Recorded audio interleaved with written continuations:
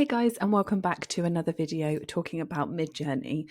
So in this video, I'm going to be talking about curly brackets. So this is where you can create multiple images from one prompt.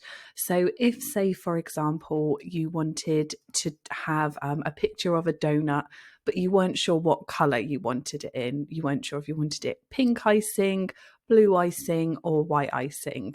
What you can do is create this within Midjourney. So we'll do / imagine, and then we are going to put our prompt in.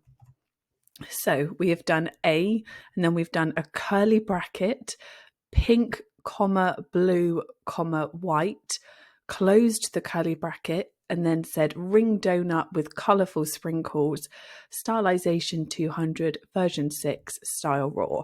So let's hit enter, and it will then ask if I want to imagine 3 prompts from the template, and I'm going to say yes, and then Midjourney will generate those for me. Okay, so Midjourney has created us these 3 sets of images. So we've got our ring donut with the beautiful pink icing looking so gorgeous. Oh my goodness, I love it. We've then got the white as well, which looks yummy, and then the blue. Personally, I like the bright colours.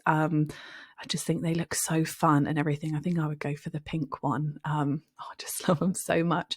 So yeah, that was just a quick guide on how to create multiple images in different colors, but just from the one prompt.